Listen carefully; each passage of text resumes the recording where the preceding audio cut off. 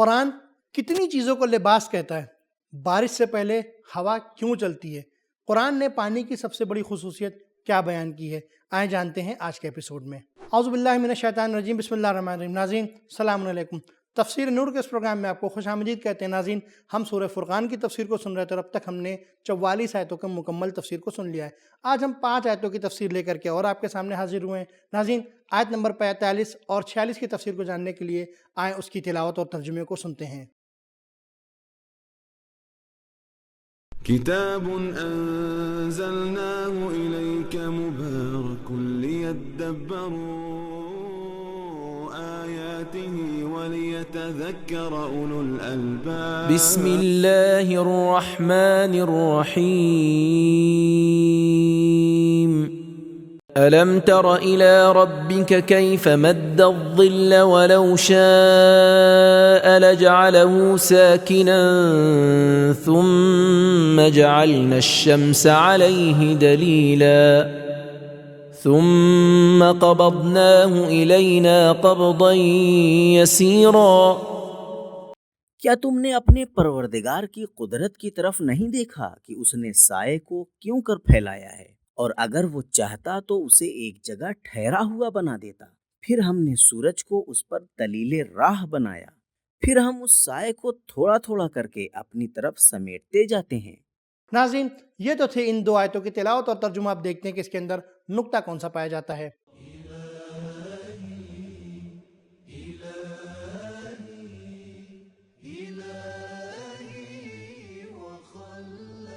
امام باقر علیہ السلام فرماتے ہیں، آیت میں سائے سے مراد طلوع فجر سے سورج نکلنے کے بیچ کا وقت ہے۔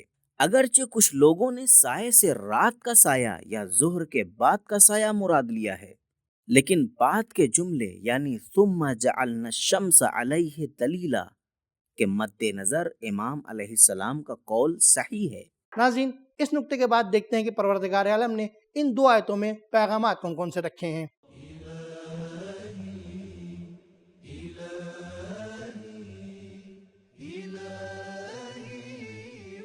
پیغام نمبر 1، خدا کو پہچاننے کا بہترین راستہ اس کی پیدا کی ہوئی چیزوں میں غور و فکر کرنا ہے۔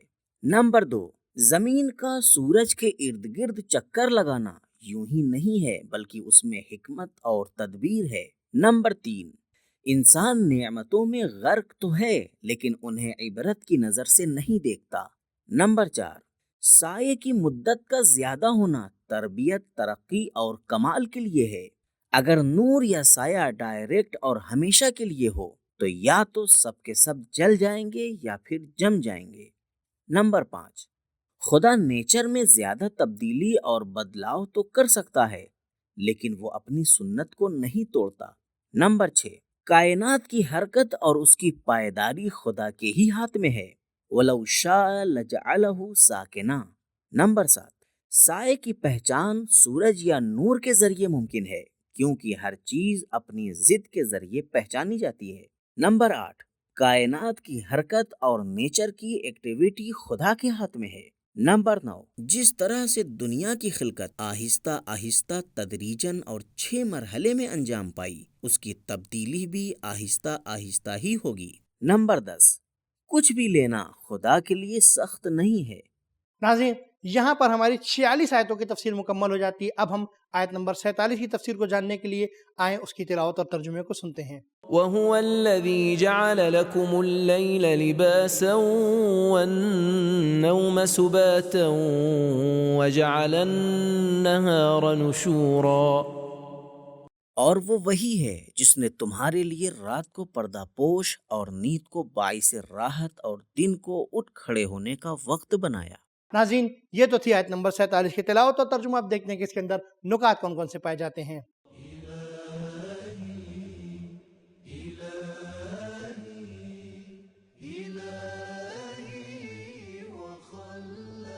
قرآن کریم میں کچھ چیزوں کو لباس کہا گیا ہے۔ رات، جعل لکم اللیل لباسا، بیوی اور شوہر، ہن لباس لکم وانتم لباس لہن، تقوی ولباس التقوی ذالک خیر، سبت کام کا رک جانا یا بند ہو جانا، کوشش کے بعد آرام کرنے کو بھی سبت کہتے ہیں۔ نشور نشر سے ہے اور دن میں کام کے لیے لوگوں کے منتشر ہونے کے معنی میں ہے۔ ناظرین، یہ تو تھے اس آیت کے نکات، اب دیکھتے ہیں کہ اس کے اندر پیغامات کون کون سے پائے جاتے ہیں۔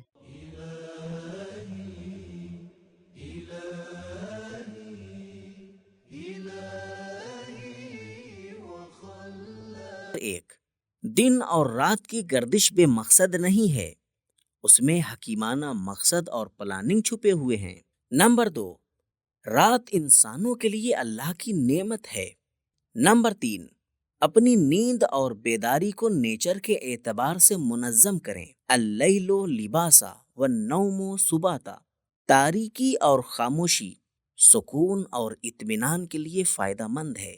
جیسے نور کا وجود انسان میں جوش و جذبہ پیدا کرنے کے لیے ضروری ہے۔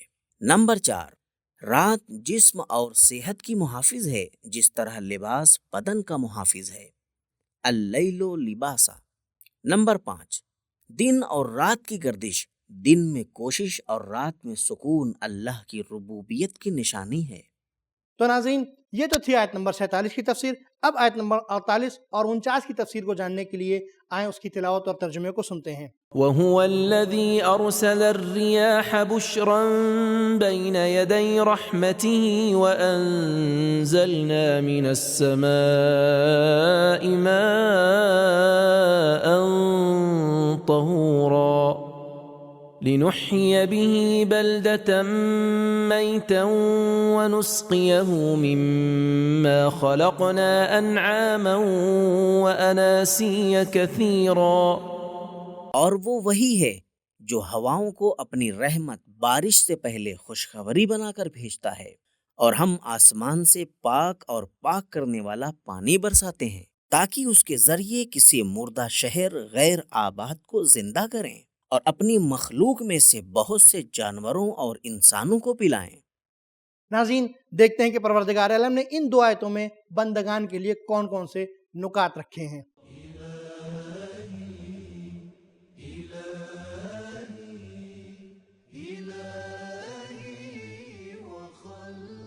طہور وہ چیز ہے جو خود بھی پاک ہو اور پاک کرنے کی صلاحیت بھی رکھتی ہو۔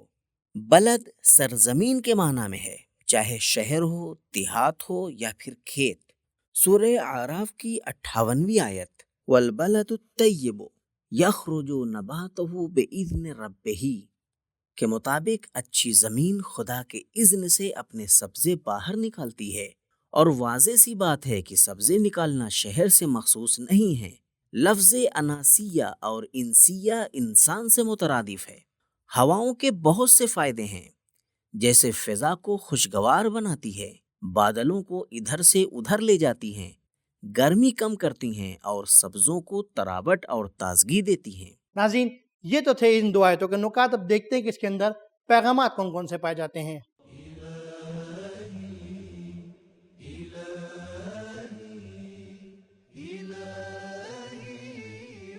پیغام نمبر 1، ہوائیں خدا کے ارادے سے چلتی ہیں۔ نمبر 2، ہواؤں کی کئی قسمیں ہیں اور کبھی کبھی بارش کے ساتھ چلتی ہیں۔ نمبر 3، بادلوں سے بارش بھی خدا کی مرضی سے نازل ہوتی ہے۔ نمبر 4، پانی خود بھی پاک ہے اور پاک کرنے والا بھی ہے، انسان کے جسم اور دوسری چیزوں کو پاک کرتا ہے، اور وضو غسل میں بھی انسان کی روح کو پاک کرتا ہے۔ نمبر 5، انسان کی زندگی سبزے اور جانوروں کی احسان مند ہے، زمین کا زندہ ہونا، جانوروں کی پیاس بجھانا انسانوں کی پیاس بجھانے سے پہلے آیا ہے۔ نمبر 6، اللہ کے کام طبیعی اسباب سے چلتے ہیں۔ تو ناظرین، ہمیں پتہ چلا کہ رات ایک لباس ہے، بیوی شوہر کے لیے اور شوہر بیوی کے لیے لباس ہے۔ تقویٰ جو تمام برائیوں کو چھپا دیتا ہے وہ بھی ایک لباس ہے۔ جو ہوا چلتی ہے بارش سے پہلے، وہ صرف اور صرف اس لیے چلتی ہے تاکہ انسان کو پہلے سے خوشخبری دی جا سکے کہ دیکھو پروردگار کی رحمت آنے والی ہے۔ ناظرین، آج کا ہمارا یہ ایپیسوڈ یہیں پر ختم ہوتا ہے، انشاءاللہ پھر ملیں گے، تب تک کے لیے شکریہ، خدا حافظ۔ سبیل قرآن، قرآنی سماج کی پہچان۔